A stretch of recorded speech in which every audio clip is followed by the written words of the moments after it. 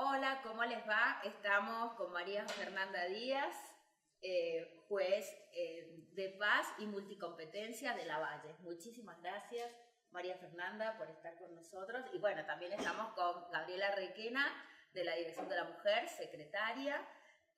Así que bueno, queremos trabajar la parte que tiene que ver con medidas de protección de derechos, tanto en el ámbito de familia, de paz y penal, con Gabriela. Muchísimas gracias y bueno. ¿Qué tal? Buenos días, buenas tardes, buenas noches, según la hora a la que nos estén viendo.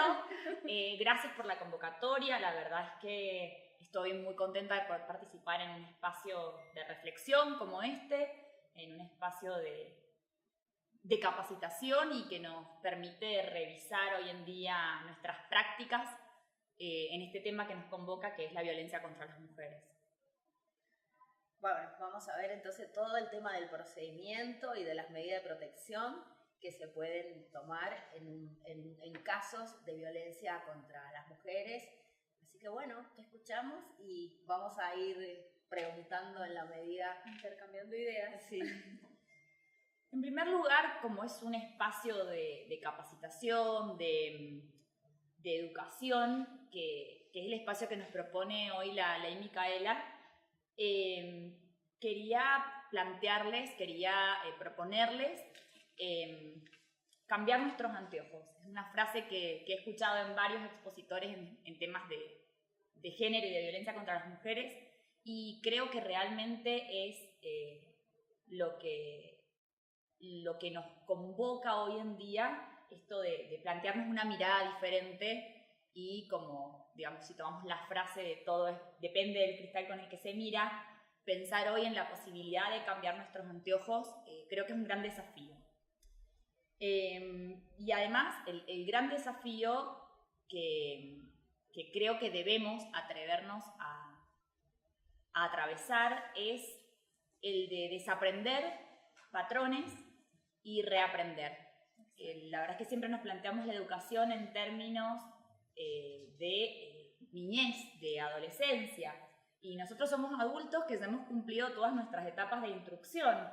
Entonces, pensar en espacios de capacitación y de educación es todo un desafío, porque implica desaprender, desandar un largo camino transitado y que es lo que más cuesta. Sí, que es lo que más es cuesta. Lo que más cuesta. Y Sí, reaprender. Entonces creo que ese es el gran desafío que hoy nos propone la ley Micaela.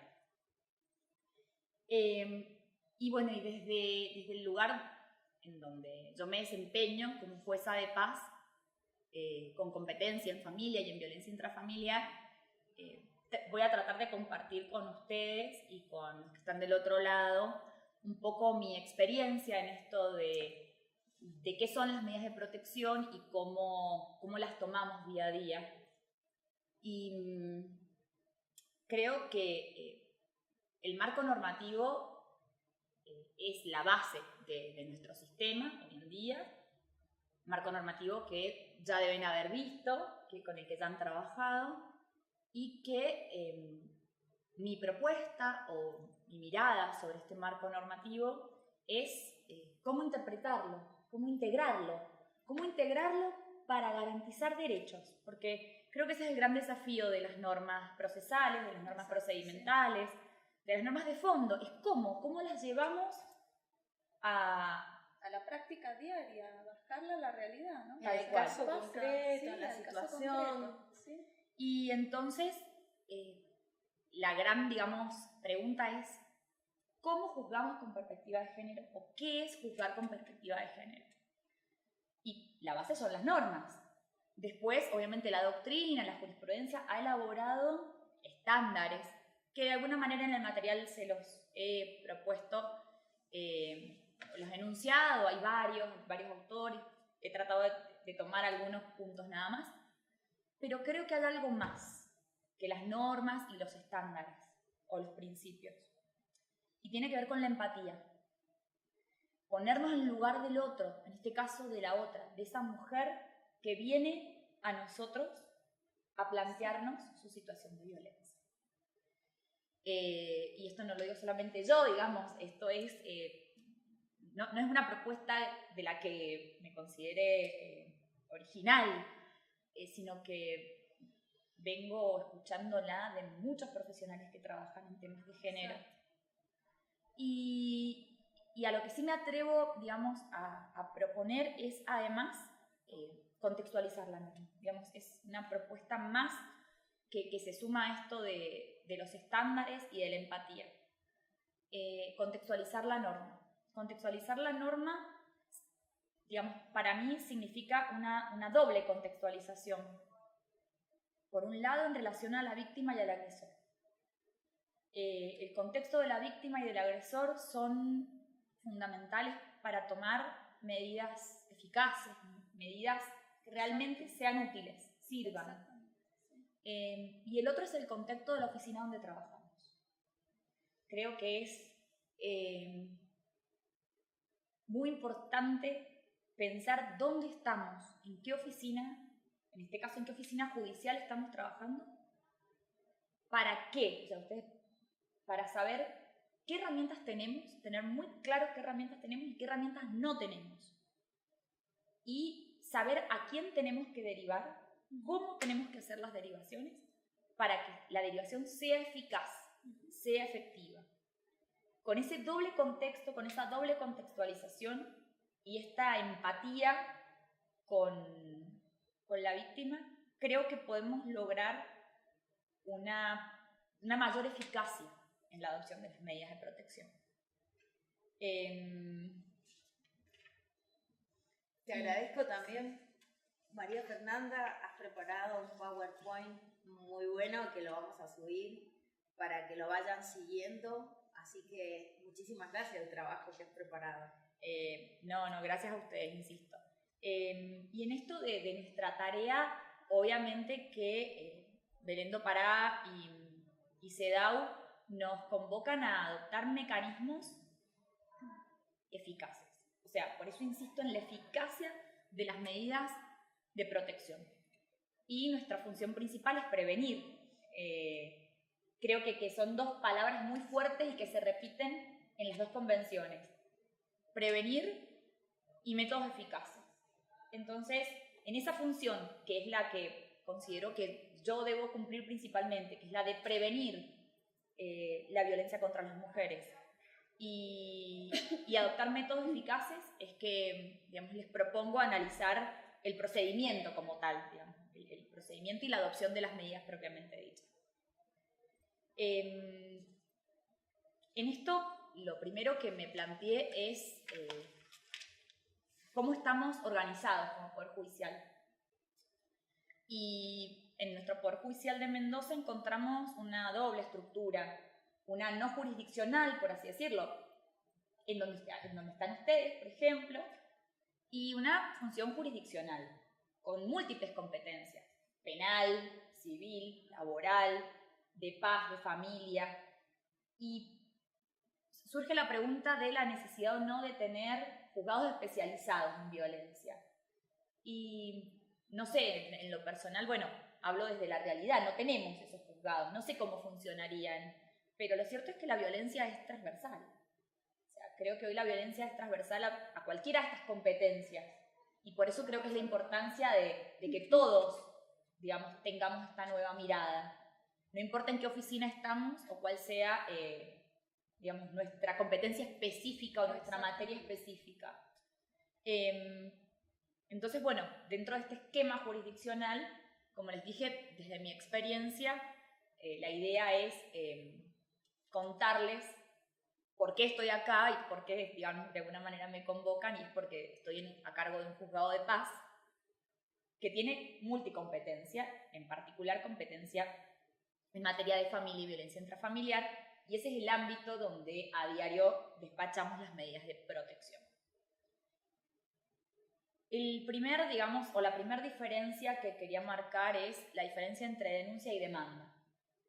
De alguna manera, en términos procesales, en términos formales, se genera una discusión sobre qué es denuncia, sobre qué es demanda y cuáles son los requisitos para una o para la otra. Lo cierto es que la 26485 habla de denuncia, digamos. ¿Sí? para la medida de protección urgente nos habla de denuncia. Denuncia que siempre la tenemos como incorporada al sistema penal. Parece que la denuncia siempre se hace en la comisaría o siempre se hace en la oficina fiscal. Y discúlpame, Fer, pero ya muchas veces las mujeres llegan también desinformadas o mal informadas acerca de... Han ido un efector público que les ha dicho, no, previo tiene que estar la denuncia penal, si no usted no va a tener la medida, y llegan tanto confundidas. Entonces, es que viste que la palabra te lleva. Denuncia es penal. Sí. Denuncia es delito, denuncia es o una falta, pero la denuncia es penal. Es como que entonces, no vemos la aclaración que se haga. No vemos, claro. Y porque al otro, digamos, al sistema civil, al laboral, va la demanda. Entonces la denuncia es como que la dividimos y la asignamos solo al sistema penal. Exactamente. Entonces creo que en esto la ley habla de denuncia. Una denuncia particular, especial, y que no se acota ni se limita al sistema penal. Y entonces, esta denuncia va a depender el tipo de violencia que se está generando o que es motivo de la denuncia para determinar el procedimiento, para determinar ante quién se va a plantear esta denuncia, cómo y cuál va a ser el trámite. O sea, como no tenemos un juzgado o un espacio exclusivo de violencia contra las mujeres, lo cierto es que dependerá del tipo, modalidad en que se presente la violencia, lo que va a generar el procedimiento y el juez competente. Exactamente. Y entonces, volvemos a la denuncia en sede penal. ¿Es obligatoria? No. ¿Es necesaria? No. O sea, creo que eso es lo que hoy debemos tener más que claro. Muy claro, exactamente. El nuevo Código Procesal de Familia y Violencia Familiar insiste en que no es necesaria la denuncia penal, y esto debe ser como una de las ideas más claras que debe quedar para cualquiera de los operadores. Sí. Porque además la denuncia penal conlleva la tipificación. Exactamente, entonces ahí se genera la confusión ¿Y para los cuántas causas de violencia tenemos que realmente son delito? Un grupo de los actos son realmente delito. Después tenemos ahora las nuevas contravenciones que tienen este enfoque de género, pero el resto de las acciones... Por otro procedimiento, por eso, también es diferente. Y el resto de las acciones de la violencia ambiental, por ejemplo. Sí, absolutamente. Un golpe de puño en una pared, no es un delito, no es una contravención. No va por el sistema penal que además busca sancionar a un agresor por un hecho tipificado. Sí, exactamente. Acá estamos al revés, estamos transitando el canal de la víctima y ver cómo la protegemos, cómo la tutelamos para prevenir la violencia. Entonces, ese es un primer punto a descartar. Hablamos de denuncia, pero una denuncia para medidas de protección, o sea, no penal. Clarísimo. Exacto. No para sancionar al agresor. Problema de violencia, van al juzgado, no tiene que tener ninguna denuncia previa penal. Nada. Ni después mandarla que haga la denuncia penal. Es otro camino. Perfecto. A veces se puede sugerir, por supuesto, y dependerá de la gravedad de los hechos, y eso es otro camino.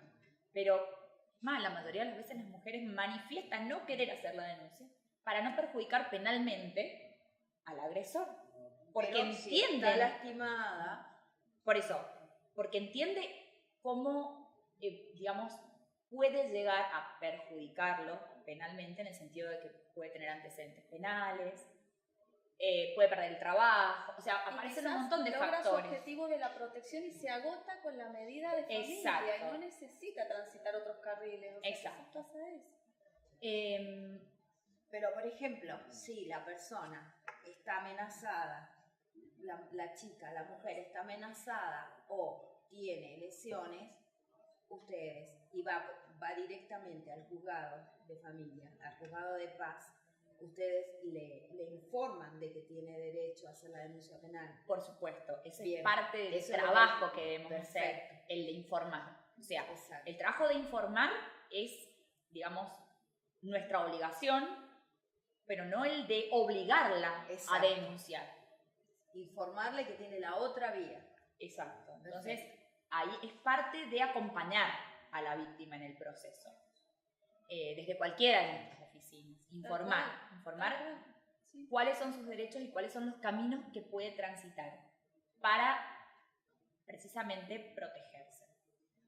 Y cuando, digamos, analizamos el procedimiento de la 26485, vemos que esta denuncia no requiere patrocinio letra. Y acá entramos en la discusión del patrocinio letrado. Lo cierto es que la ley expresamente dice que para denunciar no necesitamos patrocinio. La pregunta es, ¿el patrocinio es importante? ¿Para qué sirve? ¿O simplemente la ley presume que el patrocinio no es necesario y que no sería útil? O sea, como, ¿cuál es la intención o la interpretación que le puedes dar a esto? La verdad es que, personalmente, entiendo que lo que la ley ha querido es remover un obstáculo de acceso. Que la mujer vaya a buscar un abogado, una abogada, para poder hacer la denuncia. El tema es, la 26485 nos habla de la necesidad de asistencia jurídica gratuita, Claro. con lo cual tenemos que interpretar esta no obligatoriedad de patrocinio conforme a todo el marco normativo. Y Reglas de Brasilia también nos habla de la necesidad de tener acceso a una asistencia jurídica gratuita. Y discúlpame, Fer, y no cerrarnos en pensar en un solo fuero, porque a veces uno lo ve o lo piensa desde el fuero que uno más maneja, pero es lo que vos dijiste, o sea, esto se trata de una cuestión transversalizada, multifuero, que puede, entonces cada juez lo pensará también desde su ámbito, o sea, qué pasa en lo penal, en el ámbito de familia, en lo laboral, o sea, ¿en qué fuero, de qué fuero estamos hablando también? Por eso, es O sea, muy ¿cómo? importante que cada uno reflexione sobre sus propias prácticas y su Exacto. propia materia. Exacto. Y entender qué función cumple el patrocinio. Porque si no, parece que la ley dice no es obligatorio y ya está. Y en realidad, el patrocinio cumple otra función. O sea, la ley lo remueve como obstáculo. Pero ¿qué nos dice? Tenemos que garantizar la asistencia jurídica para que la mujer conozca sus derechos, tenga realmente información de calidad para poder ejercer sus derechos. Esa se puede presentar sola, hacer el pedido de medidas. Eso es lo que dice la ley. Sí. No necesita ningún patrocinio. No. Pero después sí necesita asistencia durante el proceso. Tenemos que garantizarla esa La asistencia. asistencia jurídica y especializada, dice la normativa. Sí, Entonces, además, es muy importante tenerlo en cuenta, claro. Porque, digamos, la medida de protección es como un instante, como una foto de la realidad donde parece que se congelara el tiempo en esa medida, pero la vida sigue. Es el primer paso. Es el primer paso. El primer Entonces, paso, exacto. si esa mujer no es asesorada correctamente por un abogado, por una abogada, que le diga qué otras acciones tiene que plantear, a qué tiene derecho, qué acciones puede realizar, ya sea acciones de familia, por ejemplo, el cuidado de los hijos, los alimentos, o sea, todo un plan de parentalidad si tienen hijos en común con el agresor. Derechos laborales, derechos civiles, indemnizatorios, reparatorios, o sea, esa asistencia jurídica es la que la va a empoderar para tomar decisiones en futuro. Entonces, creo que requería hacer hincapié en qué entendemos por patrocinio y para qué. Porque Claro, y cuándo no hace falta inmediatamente y cuándo es necesario. Y cuándo es necesario. Perfecto.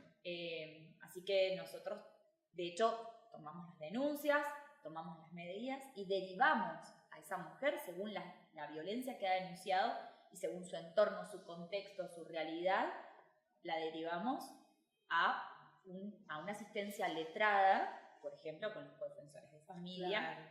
por ejemplo, con las defensorías civiles, o sea, dependerá del tipo de violencia o de la Exacto. situación que está atravesando para hacer la correcta derivación con la información que corresponda para que ella inicie estos procesos, digamos,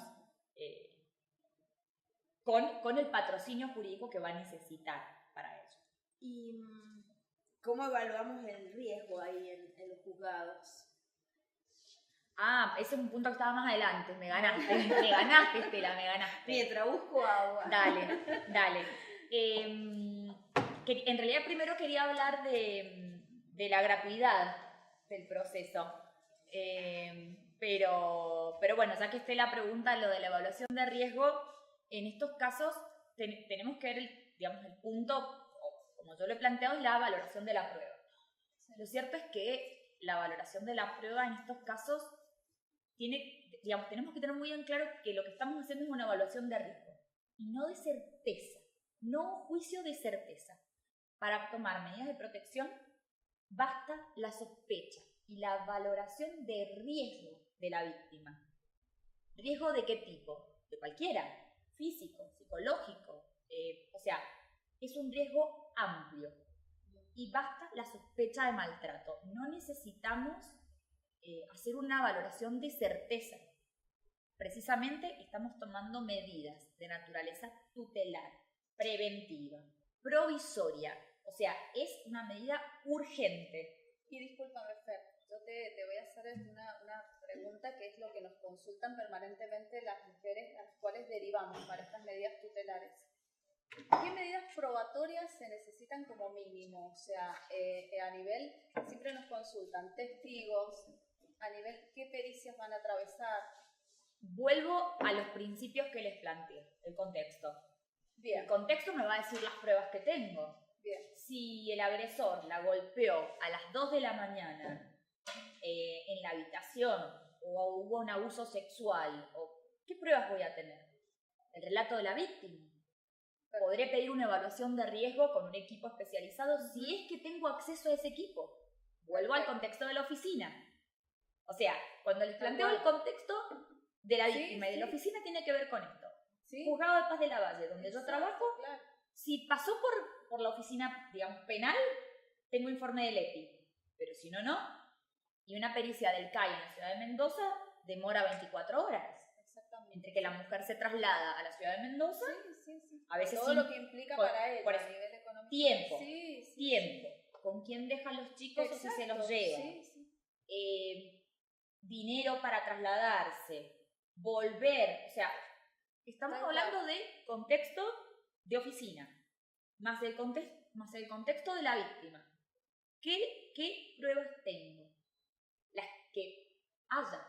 Bien. Perdón, pero o sea, está buenísimo aclararlo eso. Porque testigos, ¿de qué? De una historia de violencia pueden haber testigos. De hechos puntuales es más difícil. Testigos que quieran declarar. Si tenemos testigos, por supuesto, es una prueba muy importante. Sí. Tenemos el informe del EPI, del CAI, de algún efector local, de alguna oficina que haya intervenido, alguna oficina municipal. La amplitud probatoria, o sea, que se tiene que aplicar, digamos. Es que, por de pronto, si nos vamos al nuevo Código de Familia, claro. Y el Código Civil también lo dice, libertad y amplitud probatoria. Sí. Y vuelvo al postulado inicial, con empatía y con contexto.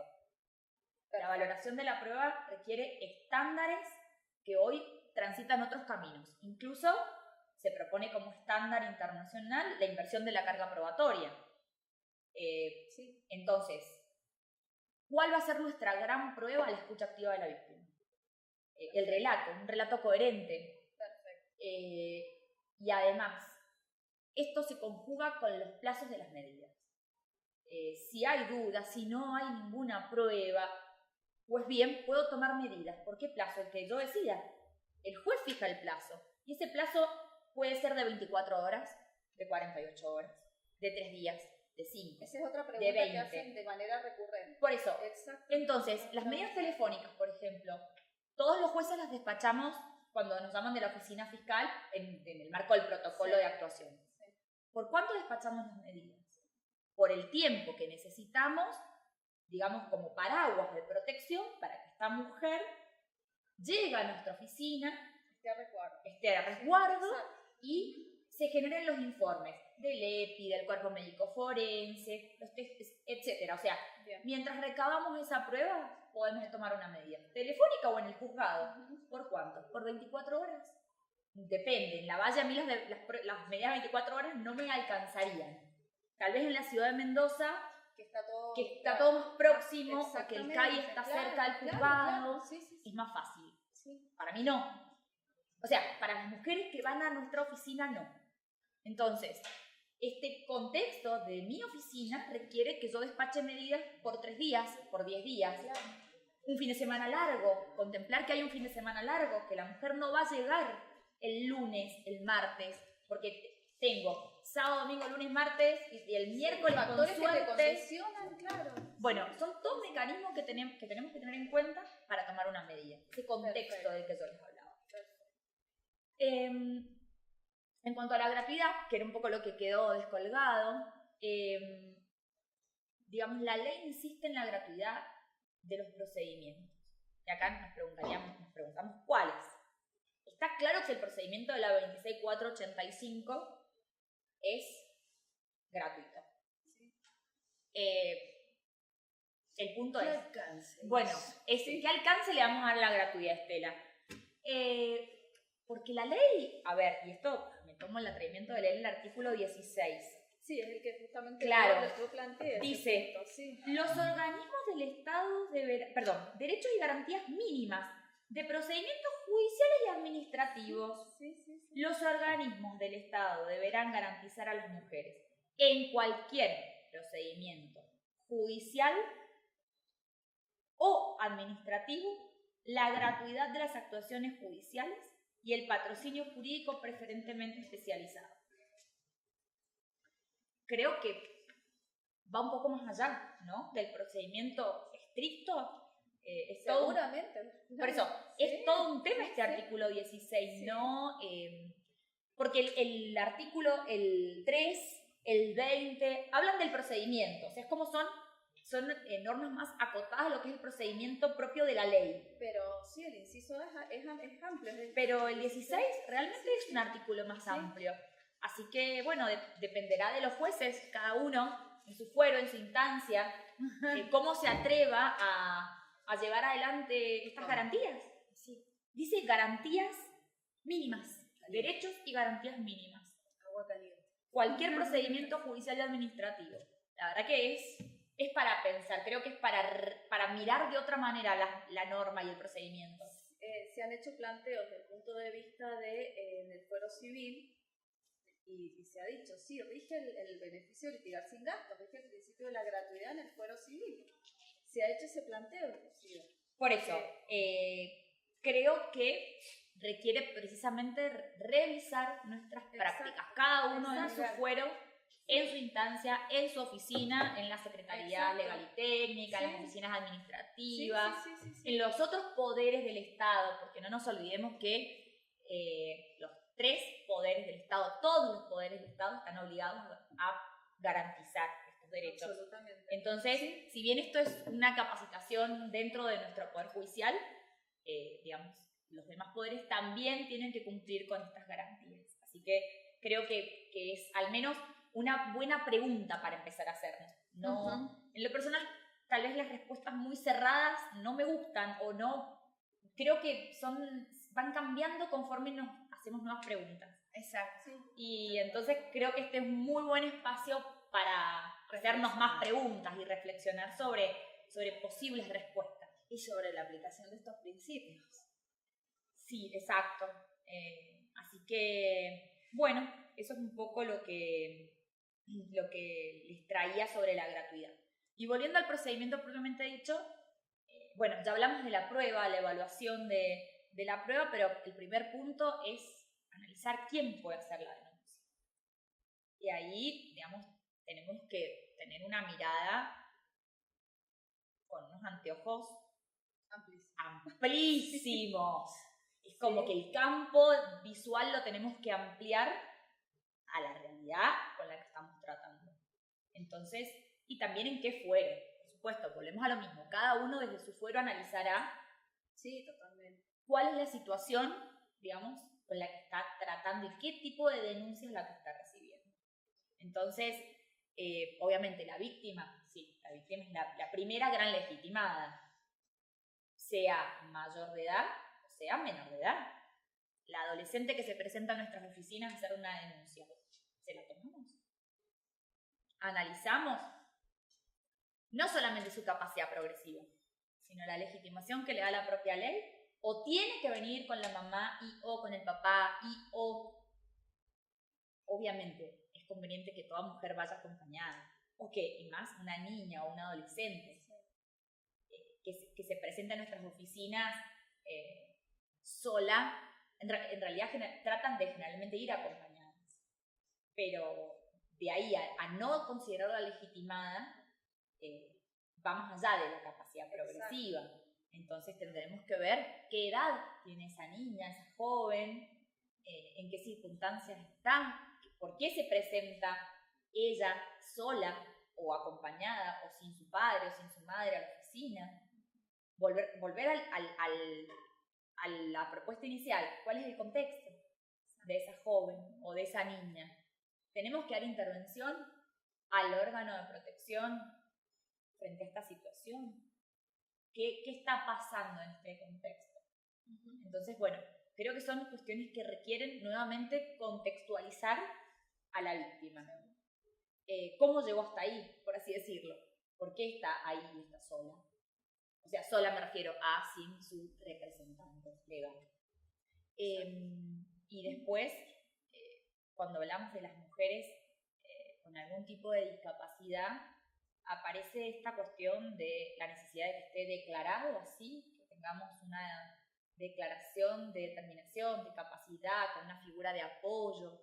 O podemos, digamos, tomar la denuncia de cualquier mujer que se presente y después analizaremos cuál es la discapacidad si puede hacer una denuncia.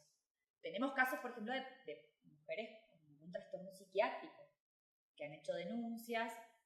Obviamente, cuando hemos realizado una pericia, indagado un poco más, nos hemos dado cuenta que, por ejemplo, respondía a un trastorno psiquiátrico, donde se sentía perseguida. Bueno, pero la duda, lo primero es la escucha. O sea, exacto. La escucha. Escuchar, ver cómo se presenta, qué nos relata, y en función de eso hacer la derivación correspondiente, y si tomamos o no la medida de protección y en qué situación queda esa mujer también. Si vemos que es una mujer con serias limitaciones físicas, con serias limitaciones psicológicas o psiquiátricas, ver qué tipo de asistencia le vamos a proveer más allá de la medida de protección. O mujeres que van manifestando haberse querido suicidar, o sea, cada caso requiere una medida de protección distinta. Y también nos ha tocado situaciones muy particulares de denuncias de mujeres impedidas físicamente de ir al juzgado, pero no por una discapacidad física, por una imposibilidad física. Tenemos el caso de una mujer donde la medida de protección nos la pidió la dirección de la mujer de la municipalidad, porque esta mujer había sido trasladada a Uspallata precisamente por una situación de violencia de género. Nos presentaron todo el informe de abordaje de la municipalidad y la oficina de la municipalidad, la jefa de la oficina es la que nos pide que despachemos la medida de protección. ¿Qué hicimos? ¿Teníamos cómo peritarla? No. ¿Teníamos cómo escucharla? No. No en ese momento. No, o sea, la mujer estaba en Uspallata y nosotros estábamos en Lavalle. Entonces lo que hice fue tomar una medida por un plazo de 30 días, proteger a la mujer, resguardarla, este paraguas de protección, y coordinamos con la municipalidad para que dentro de ese periodo de tiempo la mujer concurriera a nuestra oficina, por supuesto evitando ser vista, o sea, teníamos todo que en coordinación con el área de género. Claro, en coordinación con el área de género de la municipalidad, para que la mujer se pudiera trasladar, escucharla y ratificar lo que había expuesto la municipalidad, que era un tercero totalmente, digamos, ajeno a esta legitimación inicial. Y creo que en eso, digamos, tenemos una gran herramienta que nos da el Código Civil. El artículo 1710 habla de una obligación genérica de prevenir el daño. Y los jueces somos parte de los destinatarios de esa norma. Somos destinatarios de esa norma de prevenir el daño. Y la verdad es que creo que es como la directriz o el principio con el que tenemos que mirar esta legitimación, que va a poder ser más amplia o menos amplia según este contexto con el que trabajemos. O sea, ¿cualquiera puede ir a hacer una denuncia? No. O sea, pero el tema es, ¿por qué ese tercero iría a hacer una denuncia? Claro, es tener una mirada más flexible ante la situación. Exacto. Entonces, ¿una vecina va a hacer una denuncia? Sí. ¿Podría hacerla? Sí. ¿Vamos a tomar una medida de protección? Veremos qué es lo que nos relata la vecina. Claro. Citaremos a la víctima, buscaremos cómo llegar a la víctima si es que está a lo mejor encerrada. Podemos pensar en una vecina que está encerrada y que le pide a la otra vecina a través de una ventana o de un papelito auxilio y que la ayude. Sí. A ver, tenemos que pensar en que estas posibilidades se pueden dar y que no significa que cualquiera vaya a hacer denuncias, sino que tenemos que tener una mirada flexible, plástica a la situación planteada. Hemos tenido casos, por ejemplo, de denuncias por la suegra. La suegra que sabe que su nuera está en condiciones de encierro. Entonces, tener que abordar esa situación con ese panorama. O sea, que no significa despachar sin más trámite una medida, sino intervenir. O sea, con una medida que tal vez no sea la prohibición de acercamiento, con medidas previas de contratación, de verificación, pero actuar. hacer alguna actuación al respecto, o sea, no despachar a alguien simplemente porque usted no está legitimado, ¿no? Y no, pero además tenemos esta mirada de que la medida es una sola. Y el abanico de medidas es amplísimo. Exacto.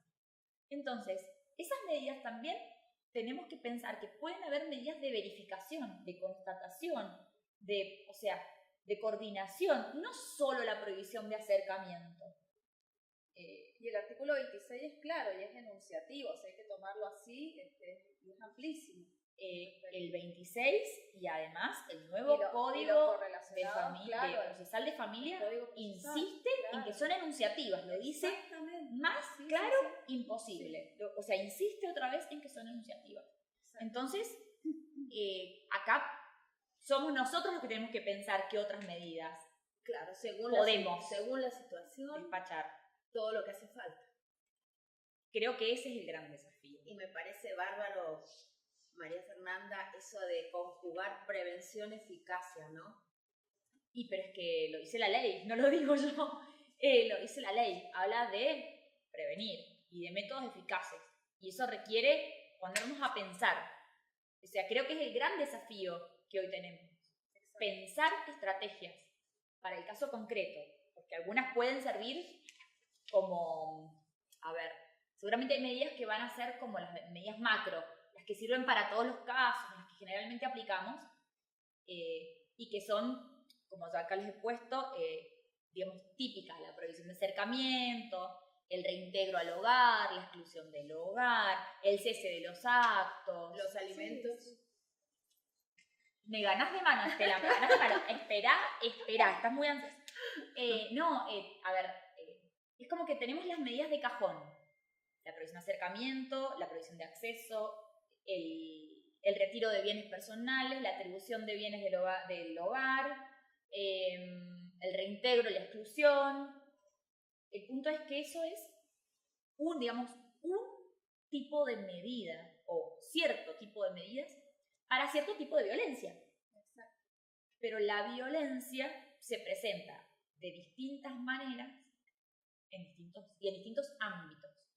Entonces, el gran tema hoy en día creo que pasa por dos modalidades de violencia, que es la que yo les he planteado acá, que una es la violencia económica y la otra es la violencia extendida.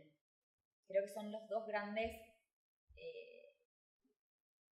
problemas o temas con los que nos estamos encontrando y que requieren otra vez ampliar nuestro campo visual. Es como que lo ves permanente, ¿no? Sí. Los planteos son cada vez más frecuentes respecto a estos dos temas. En cuanto a la violencia económica y a la extendida. En cuanto a la violencia económica, lo que, debemos tener muy en cuenta es que, primero, la ley nacional, la 26485, autoriza despachar medidas frente a la violencia económica. O sea, Totalmente. ¿Qué nos dice? Fijar alimentos provisorios cuando haya hijos en común. Esa es una de las medidas que podemos fijar. El tema es cómo se presenta la violencia económica para ver qué medidas podemos adoptar al respecto. Y el artículo 92, que acá se los he puesto, del Código Procesal Civil de Familia, insiste en que estas medidas se pueden tomar, se deben tomar para el cumplimiento y sostenimiento de la medida. Porque, a ver, ¿a qué apunta la norma? A que fijar alimentos provisorios no es que la denuncia sea para fijar alimentos y saltar el proceso por alimentos, digamos. Está muy claro. Tengo una mujer en una situación de violencia y necesito adoptar medidas de protección para sostener o para poder cumplir esa medida tutelar que estoy despachando, que es un combo. No podemos ver estas medidas de forma aislada. No. Necesariamente el planteo Soy una mujer que se presenta a nuestras oficinas con 2, 3, 4 hijos a cargo, donde ella no tiene ingresos económicos propios, o cobra la asignación universal, o gana pero muy poco, tiene pocos ingresos, una forma muy precaria de sostener la economía. ¿Qué medidas despachamos? Si el sostén del hogar es el varón, si el varón ha ejercido funciones de control del dinero, de manipulación, si la violencia la vemos en forma más que evidente ejercida a través del manejo del dinero, tenemos que despachar este tipo de medidas. Van de la mano, porque si no se cae la prohibición de acercamiento. Esa mujer que a la semana tiene que ir a pedirle y tiene que incumplir la medida para ir a pedirle dinero. Sí, que se vea a diario, el planteo en la dirección se ve a diario. Eso que vos decís, tal cual. Sí. Y en esto de ver más allá, uno de los primeros casos de violencia económica que tuve fue vinculado a la obra social. Porque uno siempre dice por la plata, los alimentos. No, esto tenía que ver con la obra social. El progenitor no le entregaba copia de los bonos de sueldo y la mujer no podía atender a sus hijos en la obra social. Y el progenitor no hacía los trámites en la obra social. La mujer asistía al efector de salud público y le decían que no podían atenderla porque figuraba como que tenía porque en el PODEME figuraba, o sea, en el sistema figuraba que tenía obra social y la mandaban a la obra social. Entonces era un círculo vicioso donde ella permanentemente sufría, digamos, la imposibilidad de darle atención médica a sus hijos. Y obviamente respondía a una situación de manipulación. Sí, absolutamente. Entonces, la medida de protección en ese caso fue pedirle al empleador directamente que le entregara una copia de los bonos para que ella pudiera hacer el trámite en la obra social y le dieran la credencial. Hemos tenido casos, por ejemplo, en que las obras sociales les han negado a la progenitora acceder a la historia clínica de los hijos. Y el progenitor, obviamente, no querer hacer el trámite, desentenderse totalmente, no solamente no pagar los alimentos o la cuota alimentaria, sino no entregarle el bono de sueldo, ni copia del bono de sueldo, no hacer los trámites en la obra social y no ir a pedir, no hacer el trámite de pedir la historia clínica. El chico tenía una patología cardíaca que lo tenían que operar con carácter urgente. Sacamos un oficio y pedimos que le entregaran una copia de la historia clínica a la madre. O sea, se tuvo que llegar a eso. Sí, pero además entender que la realidad, este contexto es lo que nos va marcando qué medidas vamos a tomar. Y bueno, me estoy quedando corta con el tiempo. No es por el tiempo, vamos. Sino nos parece que todas las explicaciones y los casos son muy importantes para poder ir viendo cómo se aplican las medidas, las normas, cómo se puede prevenir y ser eficaz al mismo tiempo que que surge de la norma, y lo estás diciendo, Fernanda, con una claridad y una experiencia bárbara, pero no sé si eso es tan así comprendido siempre, porque no es fácil combinar prevención con eficacia según la situación concreta. Dentro de las medidas y del procedimiento, el seguimiento, con respecto al seguimiento, y qué otros aspectos te parece que son claves, importantes en este procedimiento para seleccionar e implementar y aplicar o despachar medidas de protectoria en casos de violencia. Bueno, ese es otro gran desafío que tenemos y que, bueno, que siempre tiene que ir de la mano de los recursos con los que contamos para poder hacer ese seguimiento y control, que ha sido un poco siempre el gran dilema que tenemos, digamos, en continuar estos procesos. Creo que una de las principales medidas para ese seguimiento es la correcta información, la derivación para el asesoramiento jurídico. O sea, creo que es como la principal. La derivación a hacer algún tipo de tratamiento psicológico, psiquiátrico, según los informes que vayamos recibiendo respecto de la víctima, y también las medidas respecto del agresor. Claro. Trabajar con el agresor, con el denunciado. Creo que también explicarle a la víctima cómo tiene que utilizar la medida de protección. O sea, ¿para qué sirve ese certificado que le estamos dando? Y cómo tiene que manejarse. Perfecto. Porque en esto es todo un proceso de aprendizaje también para la mujer, que entender que no es un escudo que la va a salvar por sí mismo. Es un instrumento, una herramienta. Y que hay que aprender a usarla. Bien. Entonces, ¿cómo uso esa herramienta? Es fundamental que se lo expliquemos a esa mujer en ese contexto en el que vive. ¿Cómo llamar al 911?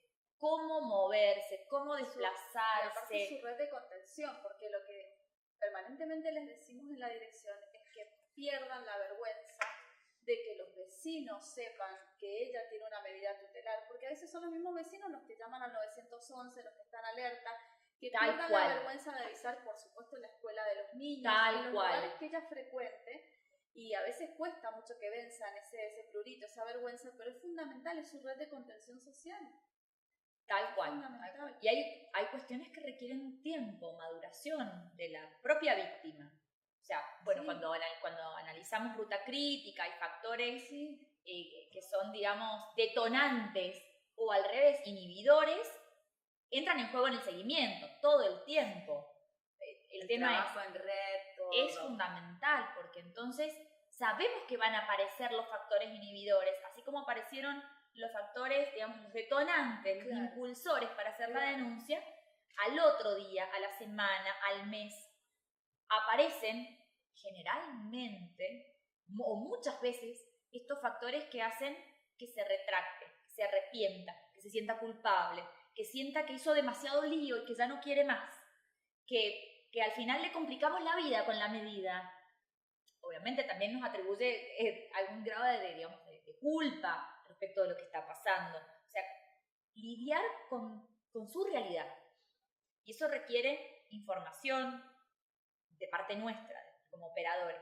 Información adecuada antes de despachar la medida, cuando despachamos la medida y el tipo de medida que estamos ordenando. Información suficiente sobre el alcance de lo que le va a pasar y cómo va a tener que usar ese papelito. Sí, tal cual. Es importantísimo porque lo que vemos también en lo penal es que vos hablás de la medida, un hecho puntual, una medida de carácter precautoria frente a esa situación. Pero también les sucede desde que interponen una denuncia, la denuncia en sede penal, explicarles que ese proceso va a ser tedioso, extenso, más de lo que ella quisiera muy probablemente, que va a pasar por distintas etapas. Entonces también pasa de que dice, ¿por qué habré puesto la denuncia si ahora me citan esta audiencia, me citan para hacer esta pericia? Y hay que tener en cuenta que es una situación en la que ellas no pidieron estar. Están involucradas necesariamente en un lugar, en un proceso que no entienden y que siempre insistimos, explicarles también con una terminología que les llegue y explicarles la incidencia que va a tener cada una de sus actuaciones, ¿no? En el proceso. Bueno, cuando hablas de información, acá también tenemos que trabajar con el lenguaje. El lenguaje, absolutamente. El lenguaje llano, Exacto. claro, sereno, sincero, para explicar el procedimiento. Fernanda, si vos tuvieras que, digamos, es difícil, no se puede sintetizar y resumir, pero bueno, alguna recomendación, algo para quienes estamos todos trabajando en las intervenciones en caso de violencia, ¿qué es lo que no tenemos que perder de vista? No te digo en 5 palabras, pero tuvieras que resumir, ¿qué es lo que tenemos que tener siempre en cuenta que no podemos dejar pasar por alto para poder proteger, prevenir con eficacia a mujeres en situación de violencias? Bueno, creo que un poco empecé hablando, digamos, de revisar nuestras prácticas. Creo que ese es el primer punto y que es lo que nos convoca. Así que eso lo estamos cumpliendo. Nos estamos animando a revisar nuestras prácticas como operadores jurídicos. Eso creo que es el primer gran desafío. El segundo gran desafío es convertirnos en operadores empáticos. Y el tercer gran desafío, creo que a futuro, es empoderar a estas mujeres a largo plazo. Y eso requiere educación y requiere realmente orientar a estas mujeres para que logren su independencia económica. Creo que es el gran desafío de nuestras pares, de nuestras amigas, de nuestras primas, hermanas, madres, hijas, es lograr la autosuficiencia económica. Bueno, te agradezco muchísimo el PowerPoint que has preparado para todo el grupo, tus explicaciones, y en el foro vas a estar con nosotros, con nosotras y con nosotres, con el lenguaje que quieran implementar y que quieran aplicar para poder continuar con María Fernanda, con Gabriela y con todo el equipo trabajando y pensando y reflexionando para mejorar las prácticas, para transformarlas. Muchas gracias.